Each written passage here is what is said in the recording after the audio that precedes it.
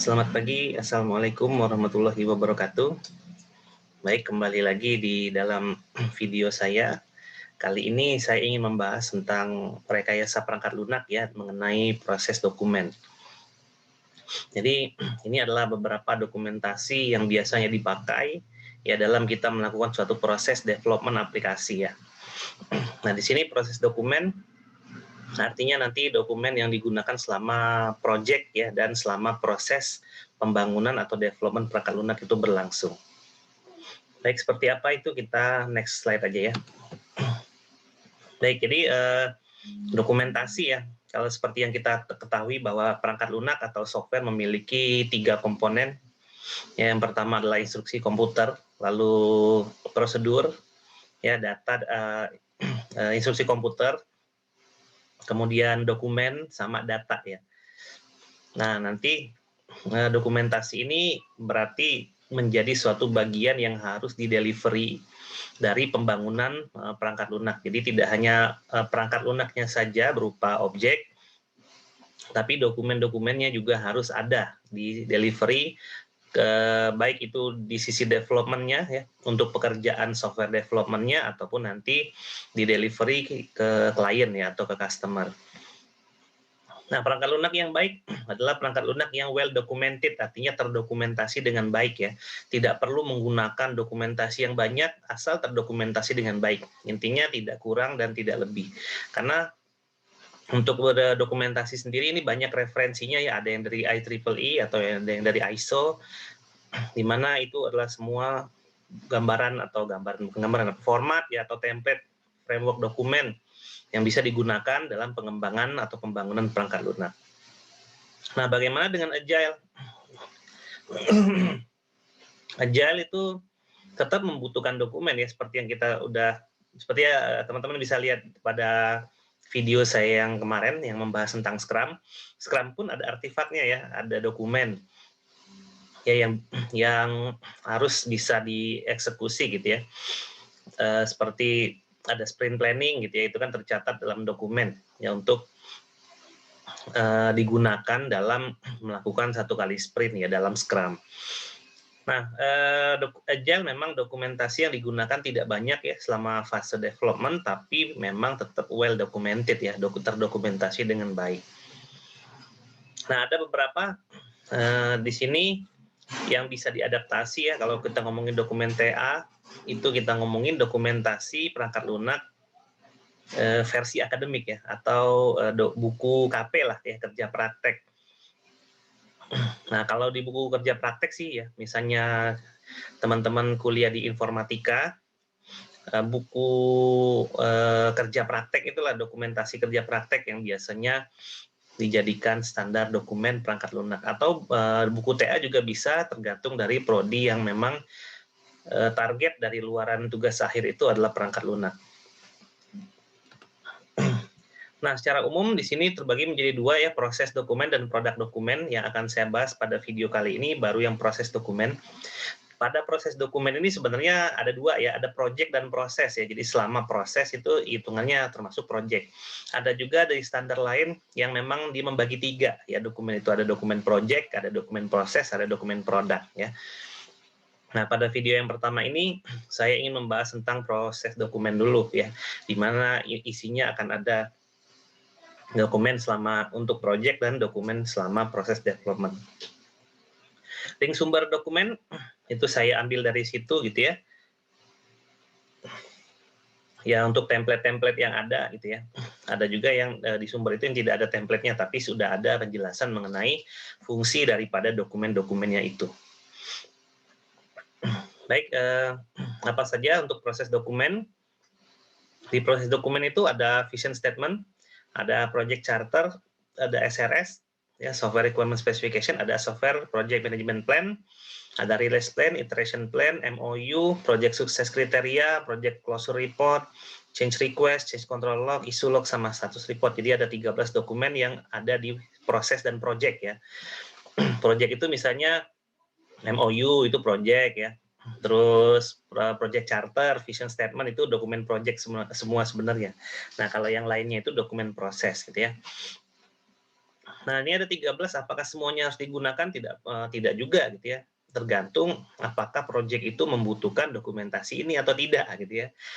Nah, itu biasanya direncanakan di awal ya, di proses planning proyek, dokumen-dokumen formal apa saja yang nanti akan digunakan selama develop perangkat lunak ini. Nah, lalu ada produk dokumen. Ini adalah dokumen yang berkaitan dengan produknya, dengan perangkat lunaknya. Nah, ini akan ada apabila memang perangkat lunaknya sudah jadi ya. Jadi yang pertama adalah produk architecture and design, coding standar, ada test plan, ada test case specification, ada user guide, sama sistem documentation. Nah, ini seperti apa? Dokumen-dokumen yang 6 ini nanti akan saya bahas di video selanjutnya gitu ya. Baik, kita bahas yang proses dokumen dulu ya. Ada yang namanya vision statement. Nah, vision statement ini digunakan untuk mengarahkan proyek perangkat lunak itu apa yang ingin dicapai gitu ya. Nah, jadi kalau ibaratnya di dalam vision dokumen ini kita akan menjawab pertanyaan, kalau perangkat lunak ini sudah jadi, keuntungannya apa? Gitu ya. Lalu menjawab pertanyaan apa saja area atau scope yang menjadi ruang lingkupnya dalam proyek pembangunan perangkat lunak ini, gitu ya, dan lain-lain. Terus yang mana saja yang merupakan prioritas dari modul-modul atau komponen-komponen aplikasi yang akan dibangun, menunjang pekerjaan yang mana, gitu ya, menunjang proses bisnis yang mana, dan lain-lain ya. Sehingga ketika vision statement ini nanti sudah jadi, vision statement inilah yang nanti akan memutuskan apakah perangkat lunak ini nanti akan memang butuh dibuat atau tidak, gitu ya. Bisa jadi ternyata nggak butuh perangkat lunaknya, itu dari vision statement. Nah, seperti apa vision statement ini? Ini kita bisa lihat formatnya, kira-kira seperti ini ya, vision statement. Jadi isinya apa saja, ada project goal ya, ada project scope, ada high level feature and requirement. Ini high level ya, jadi kita ngebahas bukan ngebahas sistem requirement-nya, artinya bukan membahas requirement yang ada di aplikasinya, tapi requirement secara kebutuhan yang benar-benar dari sisi organisasinya ya. Artinya mengapa harus ada fitur itu atau mengapa harus ada fungsi itu, apa keuntungannya bagi organisasi. Lalu ada milestone yang major, artinya milestone besarnya dan deliverable-nya seperti apa. Ini milestone and deliverable tuh untuk deliverable-nya seperti operasional, maintenance, dan lain-lain itu seperti apa gitu ya. Milestone itu timeline ya, milestone waktu, misalnya requirement-nya berapa lama. Tapi yang mayor aja ya, belum detail ya, ini masih menggambarkan secara garis besar gitu ya. Nah, kalau misalnya di sini biasanya memang seperti yang saya jelaskan tadi ya, apa yang ingin dibuat dan mengapa itu dibuat, lalu apa keuntungannya. Jadi intinya sih itu gitu ya. Nah, seperti itulah isi dari vision statement ya. Apabila teman-teman nanti ingin melihat formatnya, silakan nanti mengacu pada link yang sudah saya sertakan tadi ya, atau nanti saya sertakan di kolom informasi di video ini. Oke, kita lanjut lagi ke yang berikutnya. Don't save. Ada project charter. Nah, di sini project charter itu menggambarkan scope juga sama seperti vision statement, tapi ini sudah masuk ke tahapan project. Nah, ini scope-nya biasanya lebih detail ya, dan dia digunakan untuk memulai suatu project. Jadi misalnya kita ingin membuat perangkat lunak di dalam suatu organisasi, misalnya kampus. Nah, itu ada project charter-nya nih, gitu ya.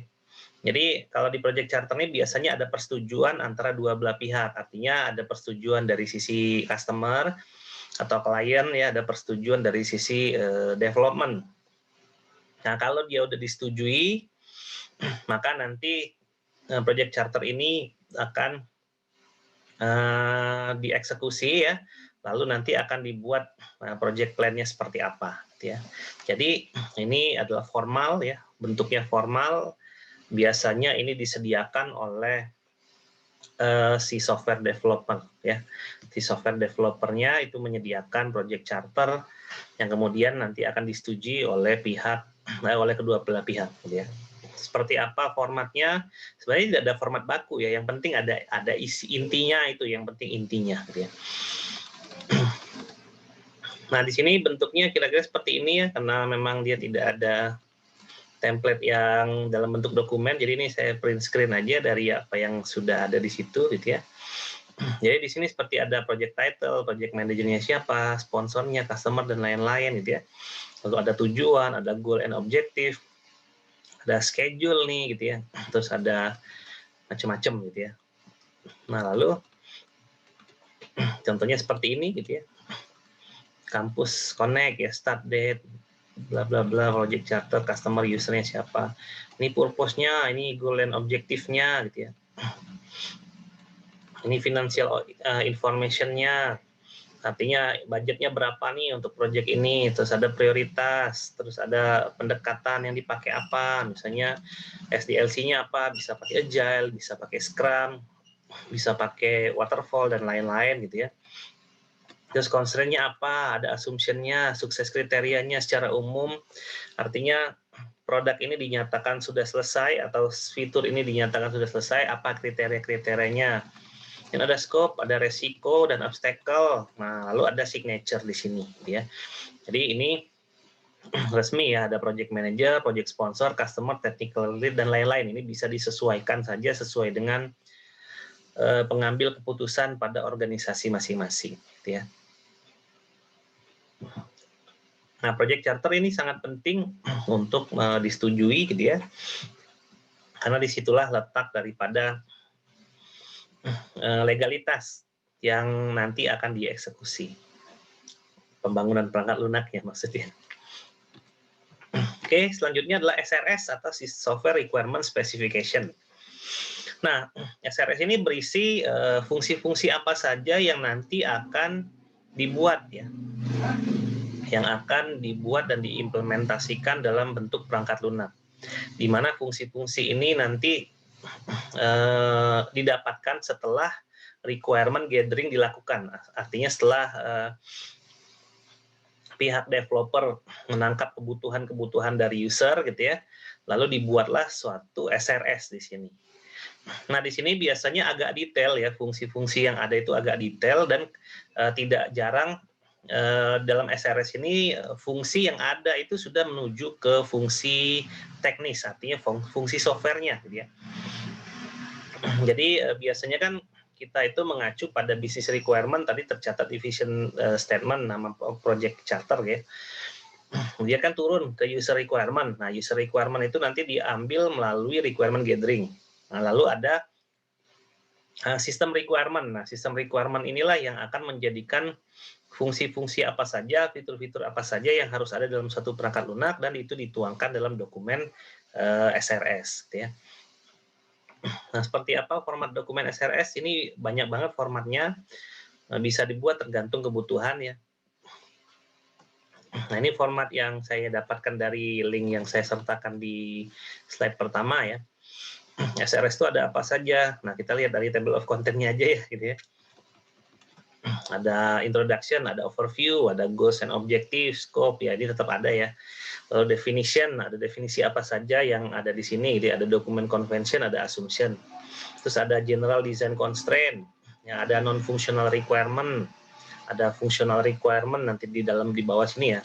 Jadi ini biasanya non-functional requirement ini requirement apa saja yang mendukung eksekusi dari suatu requirement yang fungsional. Ya ada usability, operational, performance, security, safety, legal, aspek gitu ya, dokumen dan training, external interface dan lain-lain. Nah, sistem fitur ini, nah disinilah yang kita akan menjelaskan functional requirement. Fiturnya apa, description-nya apa, use case-nya apa, kalau dia pakai use case ya, lalu ada requirement tambahannya enggak, dan seterusnya gitu ya. Jadi di sini akan menjelaskan banyak functional requirement dan biasanya dokumen use case akan muncul di sini. Kemudian ini juga akan disetujui oleh pihak-pihak terkait ya. Makanya di sini bisa ada revision history apabila SRS yang pertama kali diajukan masih belum memenuhi, ya membutuhkan tambahan requirement dan lain-lain, itu revision history-nya bisa dicatat di daerah sini, gitu ya. Nah, ini semua penjelasannya, silakan teman-teman baca gitu ya. Nah, nanti bisa diimplementasikan di perkuliahan terakhir terkait misalnya rekayasa perangkat lunak atau APPL ya, analisis perancangan perangkat lunak. Oke, jadi ketika proyek tadi memang udah ditandatangani, udah disetujui, maka developer mengambil requirement menggunakan teknik elicitation di requirement gathering seperti wawancara, studi dokumen, ya, rapat, observasi, lalu dan lain-lain ya.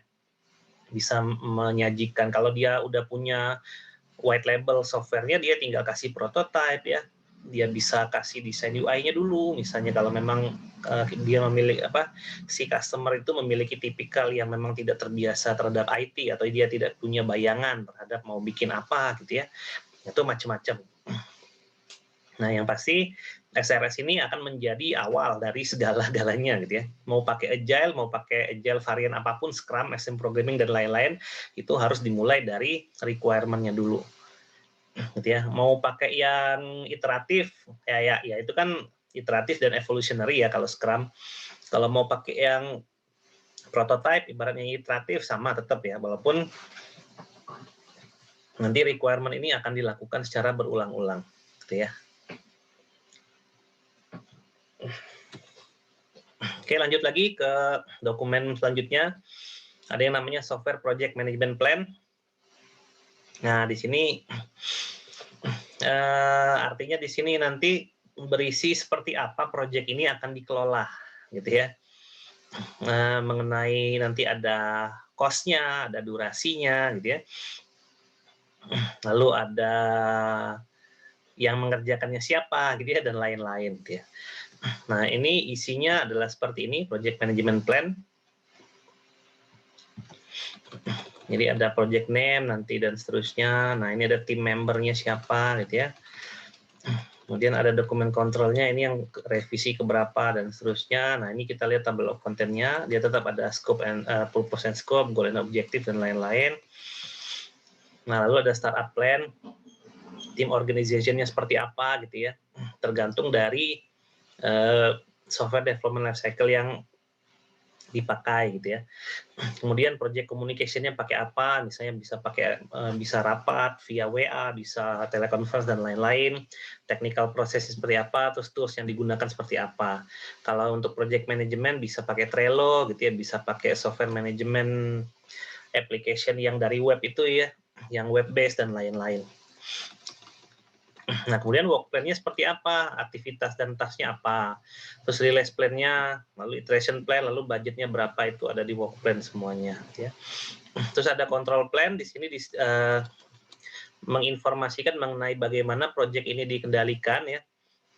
Yang pertama monitoring and control, jadi untuk menilai seorang programmer misalnya dinyatakan selesai pekerjaannya itu berdasarkan apa, ya. Nah, itu semua ada di sini karena ini nanti akan menjadi acuan suatu pekerjaan ya. Jadi pekerjaan itu ada di sini. Lalu ada matrix collection. Di sini matrix yang dipakai apa? Jadi matrix itu seperti sistem penilaian gitu ya. Misalnya programmer dinyatakan udah selesai bekerja hari ini apabila dia sudah memenuhi target dan bekerja minimal 8 jam. Nah, misalnya gitu. Jadi ada matrix collection-nya. Lalu suatu pekerjaan dinyatakan sudah memiliki progres berapa persen kalau sudah memenuhi apa. Nah, seperti itulah. Jadi ada matrix collection-nya yang ada di sini. Kemudian ada supporting process plan, di sini ada umbrella activity ya. Sebenarnya di sini ada risk management, ada configuration management plan, ada verification and validation plan dan lain-lain. Jadi supporting plan ini adalah umbrella activity yang dipakai untuk menjaga agar proyek yang akan dieksekusi ini berjalan dengan sebagaimana mestinya. Nah, ini ada penjelasannya. Ya, silakan nanti teman-teman bisa baca ya dari link yang saya kasih karena memang menjelaskan ini Kalau mau detail gitu ya, itu butuh video khusus gitu ya. Nah, ini saya jelaskan secara umumnya saja ya. Mungkin kalau ada waktu nanti akan saya bahas satu persatu isi dari dokumen-dokumen ini. Oke, lalu ada release plan. Release plan ini adalah high level schedule yang menyatakan durasi dari project. Ya, di sini nanti berapa misalnya dia menggunakan konsep waterfall, berapa lama analisa dilakukan, berapa lama desain dilakukan, berapa lama implementasi dilakukan, dan seterusnya gitu ya. Kalau dia menggunakan Scrum, nanti sprint berapa lama, terus schedule terkait biasanya itu detail sampai ke tanggal ya, sampai ke tanggal, karena memang yang namanya plan itu dibuat sedetail mungkin ya, agar tidak terjadi terlalu besar ya gap antara plan dengan aktual atau dengan realita. Ya, kalau di release plan ini tanggal boleh ya, menadjust tanggal, tapi walaupun dibuat secara umum, namun harusnya secara eksekusi tidak jauh daripada apa yang udah direncanakan ya. Nah, apa format template ya dari release plan itu kira-kira seperti ini. Ya, kalau dia menggunakan iterasi 1 misalnya, iterasi 2, iterasi 3, dan seterusnya. Kalau di Scrum itu ini sprint ya. Release plan ini seperti sprint. Sprint dokumen lah ya. Jadi ada sprint planning sampai nanti gift ya, artinya perangkat lunak itu sudah selesai di package, dikemas, dan dijadikan hadiah gitu ya kepada customer dan siap dioperasikan. Nah, itu memiliki release plan gitu ya, selama 2 minggu atau 1 bulan itu akan ngapain aja, nanti dipecah ke dalam sprint backlog gitu ya. Nah, kira-kira gitu kalau di Scrum ya. Kemudian ada iteration plan, ini kurang lebih ya mirip lah ya dengan release plan tadi. Jadi nanti ini akan dipakai untuk menentukan fungsi-fungsi mana saja atau pekerjaan-pekerjaan mana saja yang akan dikerjakan.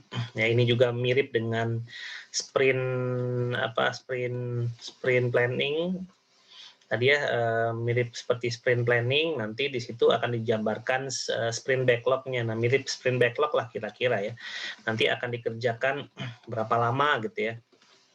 Di sini ada task, tapi kalau di sini lebih detail karena ada task-nya. Jadi di sini kalau yang tadi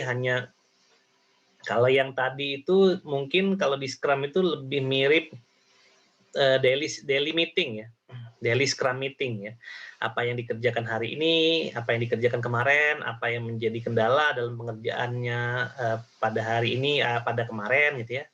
Nah, kalau ini lebih ke sprint backlog ya kalau kita ngacu ke Scrum. Jadi di sini lengkap dari use case yang ada, misalnya dari fungsi yang ada. Ya, ini kan sama seperti kayak ngambil backlog gitu ya. Dari produk backlog diambil, nanti dipecah menjadi beberapa pekerjaan, bikin UI-nya, bikin datanya gitu ya, bikin prosesnya, bikin middle kode di API misalnya, dan lain-lain. Itu semua ada di iteration plan ya. Kalau memang dia pakai SDLC yang iterasi ya, ini iteration. Artinya seperti ya Scrum atau Agile ya secara keseluruhan, mau Scrum, mau Extreme Programming, mau Kanban, mau RUP, dan lain-lain, itu semuanya pakai iterasi ya, karena dia berbasis iteration dan evolutionary. Tapi kalau dia yang paralel atau yang sekuensial seperti waterfall itu tidak memerlukan dokumen ini gitu ya. Kemudian ada MOU. Nah, MOU ya, Memo of Understanding, ini adalah ibaratnya baru mau kerjasama gitu ya. Kita kerjasama yuk, ayo, udah aja gitu ya. Kapan eksekusinya belum tahu biasanya. Nah, di sini biasanya didokumentasikan berdasarkan komunikasi verbal gitu ya. Nah, lalu disepakati. Kadang-kadang memang ada disepakatinya ya, ditandatangani, kita punya MOU di sini kesepakatan, kita akan kerjasama untuk A, B, C, D, E. Tapi kapannya itu yang kadang-kadang suka tidak ditulis di MOU gitu ya. Nah, ini dokumen project sih sebenarnya. Ya, dokumen kesepakatan awal gitu ya, berdasarkan tawaran-tawaran yang memang disepakati bersama di awal banget. Lalu selanjutnya adalah project sukses kriteria. Nah, di dalam dokumen ini menjabarkan bagaimana suatu project itu diukur ya, atau diukur ya, dinilai ya, keberhasilannya seperti apa gitu ya. Apakah kalau project itu selesai pada tanggal seperti itu dinyatakan selesai, dinyatakan sukses, ataukah kalau dia delay, diberi toleransi delay 3 hari itu tetap dinyatakan sukses, atau seperti apa gitu ya. Nah, di sini ada kriteria sukses dari suatu project ya. Dari suatu project itu kapan dia dinilai project itu sukses, dari sisi apa? Dari sisi pekerjaannya ya, dari sisi deliverable-nya sih sebenarnya, dari sisi deliverable-nya ini. Nah, formatnya kira-kira seperti ini ya. Proyek ini dinyatakan sukses jika gitu ya, pada tanggal sebelum tanggal sekian ini udah jalan ya. Sebelum tanggal sekian ini udah jalan. Terus ada macam-macam di sini yang bisa teman-teman lihat. Nah, apa aja gitu ya. Yang ini contohnya adalah aplikasi ini, tapi saya lupa file ini apa ya. Ya, artinya di sini project ini ya, project PAL ini dinyatakan sukses apabila, nah gitu ya, macam-macam nih ya. Nah, nanti di sini ada persetujuan gitu ya. Nah, terus di sini ada seperti acceptance test ya. Jadi biasanya project sukses kriteria ini menjadi dokumen acuan untuk melakukan UAT. Artinya software ini dinyatakan selesai apabila apa? Ya, misalnya fitur 1 itu dinyatakan sukses apabila, nah gitu ya. Apabilanya apa? Bebas gitu ya, tergantung kesepakatan antara developer dan klien. Misalnya kita punya fitur, kita punya fungsi untuk mengelola mahasiswa misalnya. Fungsi pengelolaan mahasiswa dinyatakan selesai apabila mahasiswa bisa ditambah, dihapus, dan di-delete misalnya. Tambah, diubah, dan dihapus. Lalu CRUD ini lalu data yang dieksekusi melalui proses CRUD mahasiswa itu sudah dihandle segala macam relasinya di database misalnya gitu ya. Artinya mahasiswa itu kalau dia udah diupdate statusnya menjadi lulus, maka memang beneran lulus, artinya SKS-nya sudah memenuhi dan lain-lain lah. Itu termasuk salah satu sukses kriteria gitu ya. Dan sukses kriteria ini biasanya mengacu pada kualitas. Kualitas apa saja sih yang harus dicapai dari perangkat lunak ini? Kualitas aplikasi dan kualitas data gitu ya. Kemudian ada acceptance test nanti di sini ya. Acceptance test ini biasanya dibuat oleh software developer yang nanti bekerja sama dengan klien ya. Nanti akan dites ke user. Jadi klien pun berhak untuk berkolaborasi dengan developer untuk membuat acceptance test. Karena nanti yang akan mengujinya adalah user. Nah, gitu ya. Klien itu kan pemilik project ya, project owner, yang membayar lah, stakeholder ya. Kemudian user adalah yang menggunakan. Artinya kalau user sudah memiliki kepuasan dalam perangkat lunak ini, ya berarti itu kita anggap sebagai suatu perangkat lunak yang sudah berhasil atau sukses dieksekusi gitu ya. Jadi di sini ada sukses kriterianya, ada kriteria yang umum, ini yang umum banget ya, ada kriteria juga yang khusus. Ada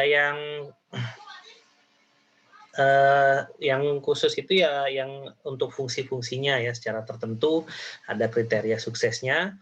Yang umum juga ada, misalnya proyek itu akan dinyatakan sukses apabila diselesaikan sebelum tanggal berakhir dan lain-lain gitu ya. Atau bisa ditambahkan proyek itu dinyatakan selesai apabila apabila dari proses development yang dilakukan, ya pekerjaan day by day, hari per harinya sudah dilakukan dengan benar oleh pihak developer misalnya. Nah, itu juga nanti akan ada penilaian ya dari klien ke developer, apakah pekerjaan developer itu memang worth it mereka kerjakan gitu ya. Walaupun memang mungkin ya aplikasi yang mereka install di tempat klien itu adalah yang white label, artinya yang mereka udah punya sebelumnya, atau yang open source ya. Oke, kira-kira itu ya isi dari project sukses kriteria. Ini macam-macam nanti formatnya, maksudnya nanti sebutan atau istilahnya juga macam-macam ya. Ada acceptance test, sukses kriteria. Nah, kadang-kadang itu juga bisa jadiin nama dari dokumennya ya. Ya, intinya project sukses kriteria ini menjabarkan seperti apa project ini dinyatakan sukses, intinya sih itu gitu ya. Nah, tapi ini masih dalam fase development ya, belum di fase operasional. Nah, project sukses kriteria ini juga termasuk bisa juga menentukan dokumen apa saja yang harusnya ada nanti ya ketika produknya udah jadi dan seterusnya, gitu ya. Kemudian ada project cost report, biasanya ini dipakai untuk mengukur biaya, waktu, kompleksitas dan lain-lain ya. Duit semua pakai Excel. Nah, dia ngaturnya proyeknya apa ya, terus dia ukur metriknya ya, awal mulai, awal akhir mulai teknologinya, requirement-nya ada berapa ya, terus berapa jam dilakukan, desainnya berapa jam, coding, testing, dan education, dan lain-lain, lalu staffnya berapa jam dia akan bekerja, nanti akan dihitung ya, sehingga nanti dapat seperti apa nilai-nilai yang ada pada proyek ini dalam bentuk uang gitu ya. Nah, ini seperti ini kira-kira ya. Jadi ini akan melihat ya estimasi daripada proyek ini gitu ya. Nah, ini dibuatnya bisa secara berkala ya, karena bentuknya adalah report yang sudah dilakukan itu seperti apa ya, dari nilai proyek itu berkurangnya seperti apa, apakah ada gap atau tidak, kalau ada gap mau ngapain ya, kira-kira itu dipakai untuk menganalisa itu ya dari sisi manajemen. Oke, lanjut. Ada change request. Ini adalah dokumen yang ada di mana-mana, ada di SDLC apapun ya, di mana di sini adalah dokumen yang berisi tentang perubahan kebutuhan dari klien ya. Secara kita tahu bahwa kebutuhan bisnis itu cepat sekali berubah ya. Kalau perangkat lunak dibikin terlalu lama, itu akan banyak sekali change request.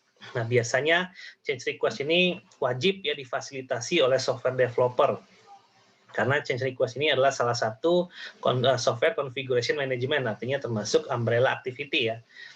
Ya, kalau memang software itu tidak bisa dipakai, kalau misalnya fungsi tambahannya nggak ada, ya artinya kan tidak berhasil pembuatan perangkat lunak itu gitu. Makanya ada umbrella activity-nya ya, bagaimana pokoknya targetnya kita membuat perangkat lunak yang bisa beroperasional dengan benar gitu ya. Jadi kalaupun akan ada change request itu difasilitasi. Namun bisa jadi nanti di project charter juga dibilang bahwa change request difasilitasi 10% dari fitur misalnya. Kalau fiturnya ada 100, ada 10 fitur tambahan atau 10 fitur yang berubah, itu masih difasilitasi tanpa adanya charge atau tagihan. Lebih dari itu harus bayar lagi misalnya, istilah kasarnya, itu nggak masalah gitu ya. Itu nanti akan disetujui di project charter ya, change request-nya seperti apa. Kemudian ada change control log. Nah, ini biasanya masih di dalam umbrella activity ya. Jadi dokumen ini dipakai di situ untuk menjaga agar perubahan-perubahan yang diajukan oleh klien itu bisa tercatat dengan baik. Jangan sampai perubahan itu dieksekusi lagi padahal sebelumnya sudah diakomodasi gitu ya. Jadi ada change control log, ini bentuknya bebas saja, semi formal. Mau seperti apa, misalnya tanggal berapa yang mengajukan, tanggal berapa yang mengajukan perubahan siapa, yang berubah apa gitu misalnya, atau yang menambah apa dari sisi mananya dan seterusnya gitu ya. Kemudian ada status report. Nah, ini adalah dokumen yang dibuat untuk mencatat capaian dari proyek saat ini. Jadi selama proyek itu berjalan, nanti bakal ada status reportnya. Kalau proyek berjalan 1 tahun, bisa jadi status reportnya dibuat per bulan. Jadi bulan ini status proyek itu apa, sehingga kita bisa tahu berapa persen proyek ini sudah berhasil dieksekusi gitu ya. Formatnya kurang lebih seperti ini gitu ya.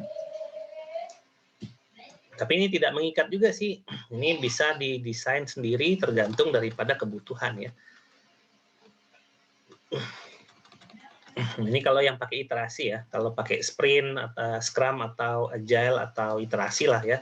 Pokoknya yang menggunakan iteration aja SDLC-nya. Kira-kira seperti ini gitu ya. Nah, sehingga kita tahu status report untuk project ini ya, progress report ya, atau status report sama aja ya. Nah, ini biasanya dibutuhkan untuk developer ya, untuk developer dan untuk klien-klien juga kadang-kadang memang dia butuh status report dari pekerjaan project ini untuk dilaporkan ke pihak yang lebih manajemen yang lebih tinggi lagi atau pihak keuangan misalnya dan lain-lain. Baik, itu adalah 13 dokumen proses dan project yang digabung menjadi satu. Teman-teman bisa pelajari ya detail-detailnya seperti apa. Lalu sudah saya jelaskan kegunaannya apa secara umum gitu ya, dan itulah yang memang bisa dijadikan standar ya dalam melakukan suatu development perangkat lunak dari sisi project dan prosesnya dulu gitu ya.